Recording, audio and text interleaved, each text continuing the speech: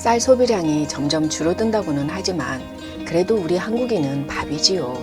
안녕하세요. 생활건강정보 채널 9988입니다.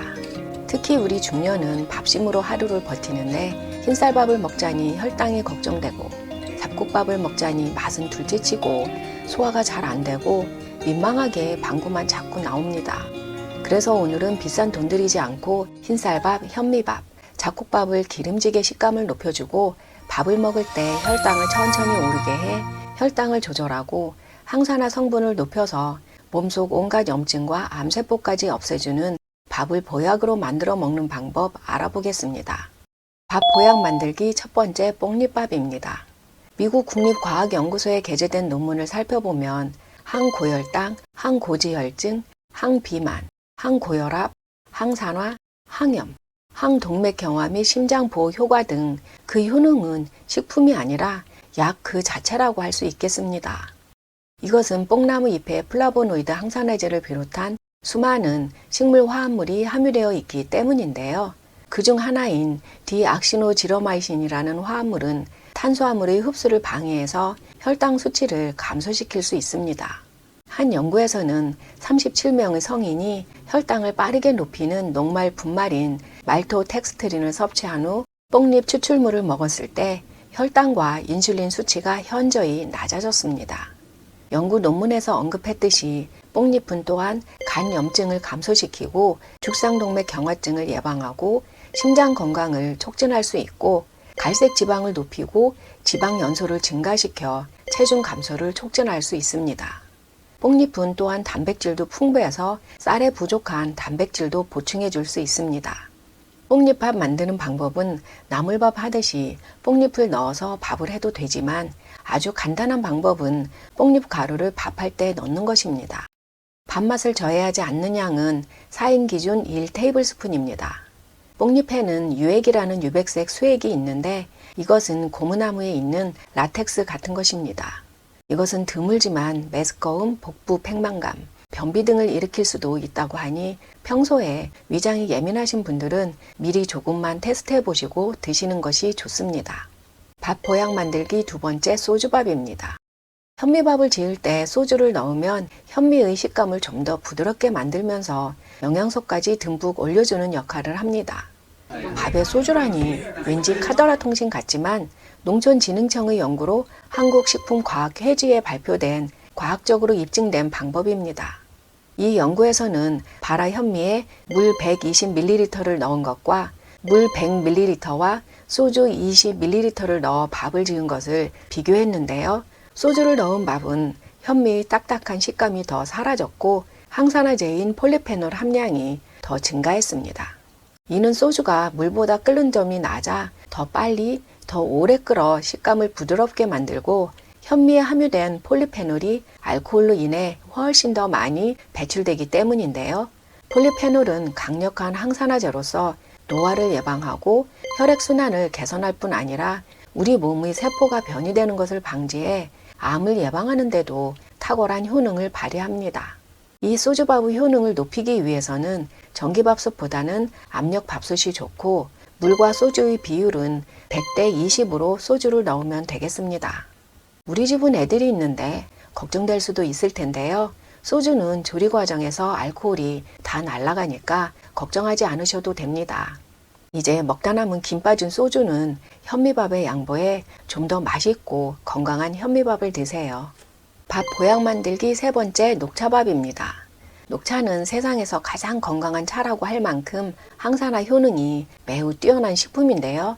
녹차에 있는 카페인과 L테아닌, 폴리페놀과 플라보노이드 항산화제는 노화로 인한 뇌를 보호하고 뇌 기능을 향상시키고 콜레스테롤 수치를 개선하여 심혈관 질환 예방에 도움이 되면서 인슐린 감수성을 개선하여 혈당 수치를 낮추는 등 많은 건강상 이점을 제공합니다.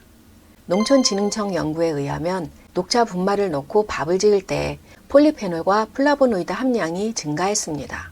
연구에서 사용된 녹차물은 일반 시중에서 판매되고 있는 녹차 분말을 1%, 2%, 3% 농도로 각각 용해한 후 물과 녹차물을 희석해서 사용했는데 3% 녹차물에서 제일 많은 항산화제가 검출되어 녹차가루를 많이 넣을수록 항산화제 함량도 증가한다는 것이 밝혀졌습니다.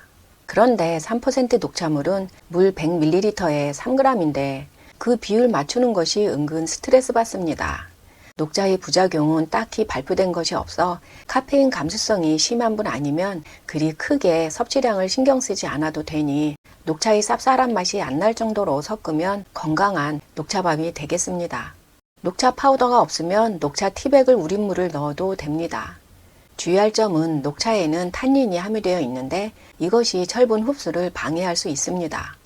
해서 일주일 내내 녹차밥을 드시면 철분에 문제가 생길 수 있고 또한 녹차는 찬 성질이라서 평소에 추위를 많이 타시는 분들은 주의가 필요합니다. 밥 보약 만들기 네 번째, 아보카도 오일밥입니다. 한 연구에서 아보카도의 풍부한 불포화 지방산인 올레산은 수축기 혈압과 이항기 혈압 모두를 감소시켰으며 혈압 치료제인 로사르탄과 유사한 효과가 있는 것으로 나타났습니다. 아보카도 오일은 콜레스테롤과 중성지방 수치를 낮추어 심장질환, 혈관질환을 예방하는 데 도움이 됩니다. 눈 건강에 필수 영양소이고 노화 관련된 백내장 및 황반 변성의 위험을 줄일 수 있는 루테인은 인체에서 자체적으로 만들지 못하기 때문에 음식으로 섭취를 해야 하는데 아보카도 오일은 루테인의 훌륭한 공급원입니다.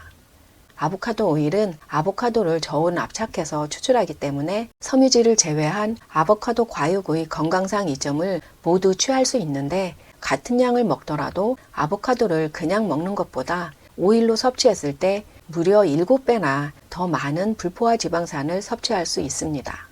또한 아보카도 오일은 발연점이 270도로 일반적으로 사용하는 카놀라유보다 높아 열을 가하는 어떠한 요리에도 잘 어울립니다. 이러한 아보카도 오일을 밥을 지을 때 넣으면 밥이 더 기름지고 고소하고 건강한 아보카도 오일밥이 됩니다. 이뿐만이 아니라 기름을 넣어 밥을 하게 되면 밥의 전분이 저항성 전분으로 바뀌게 되는데요. 그렇게 되면 소화 시간도 길어지고 혈당도 천천히 오르는 효과가 있어 당뇨인들에게도 아주 건강한 밥이 됩니다. 많이 넣는다고 해가 되는 건 아니지만 밥 본연의 맛을 저해하지 않는 양은 4인 기준 아보카도 오일 1테이블스푼입니다.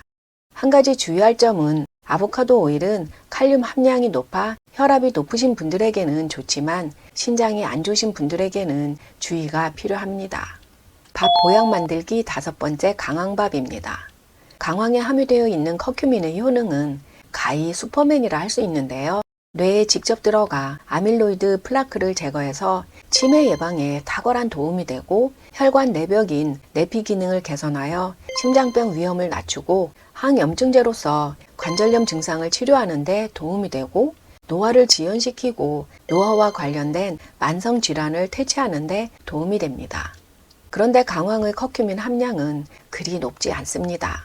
그나마도 흡수율이 매우 낮은데요. 후추에 있는 피페린이라는 성분이 커큐민의 흡수율을 20배나 향상시킨다는 것이 연구에 의해 밝혀졌습니다. 그래서 강황을 먹을 때는 꼭 후추와 함께 먹어야 합니다. 후추도 항산화 항염 작용이 뛰어나고 인슐린 감수성을 개선해 당뇨에 좋고 아밀로이드 플라크의 형성을 감소시켜 치매 예방에 좋고 콜레스테롤 수치를 낮추어 심혈관 질환을 예방할 수 있습니다. 특히 홍국살이나 강황 등 콜레스테롤 저하 효과가 있는 식품의 흡수를 촉진하는 것으로 밝혀졌습니다. 밥을 지을 때 강황가루와 후추를 넣으면 꾸준히 커큐민과 후추를 섭취할 수 있어 좋습니다. 후춧가루가 싫으면 통후추를 넣은 다음 골라내면 되는데요. 강황과 후추는 특별히 보고된 부작용이 없기 때문에 기호에 따라 양을 조절하시면 됩니다. 그런데 한국에서 재배되는 것은 토질상 강황이 아니고 울금인데 커큐민 함량은 울금보다 강황이 높습니다. 농산품은 국내 농산품이 좋지만 강황만큼은 인도 등지에서 수입된 것이 좋습니다. 밥 보약 만들기 여섯 번째, 정향밥입니다. 정향은 정향나무의 꽃봉오리인데 인도 요리의 주요 향신료로 알려져 있습니다. 정향이 함유하고 있는 화합물 유제놀은 강력한 항산화제로서 비타민 E보다 5배나 더 효과적으로 자유라디칼로 인한 산화 손상을 막을 수 있다고 한 연구에서는 발표한 바 있습니다. 정향 추출물은 인슐린 생성을 촉진하고 혈당을 낮추는 데 도움이 될 수 있고 암세포 성장을 감소시키면서 암세포 사멸은 촉진할 수 있고 산화 스트레스를 줄이고 간을 보호하는 데 도움이 될 수 있을 뿐 아니라 항균 특성은 특히 구강 내 플라크를 제거하는 것으로 나타났습니다. 그런데 이 정향은 인도가 원산지인 향신료인 만큼 한국 요리에서 많이 사용되지는 않습니다. 밥을 할 때 이 정향을 넣으면 정향의 건강상 이점을 꾸준히 섭취할 수 있어 좋습니다. 정향은 향이 독특하고 강하기 때문에 많이 넣으면 밥 본연의 맛을 저해할 수 있고 정향에 있는 화합물 유제놀은 과다 섭취를 하면 독성을 유발할 수 있습니다. 4인 기준 정향 10개 정도를 밤새 물에 담가 놓았다가 그물로 밥을 하면 적당합니다. 지금까지 건강한 밥 만드는 방법, 뽕잎밥, 소주밥, 녹차밥, 아보카도 오일밥, 강황밥, 정향밥 이렇게 6가지 알아보았습니다. 이 6가지 재료는 흰쌀밥을 건강하게 만들지만 잡곡밥에 이용하면 더 건강한 밥이 됩니다. 6일은 이런 건강한 밥을 드시고 나머지 하루는 나 먹고 싶은 밥 이렇게 일주일 밥 식단을 구성하시면 어떨까요? 영상이 도움이 되셨나요? 좋아요, 구독, 알림 설정 부탁드립니다. 더 유용한 영상으로 다시 뵙겠습니다. 시청해 주셔서 감사합니다. 건강하고 행복하세요.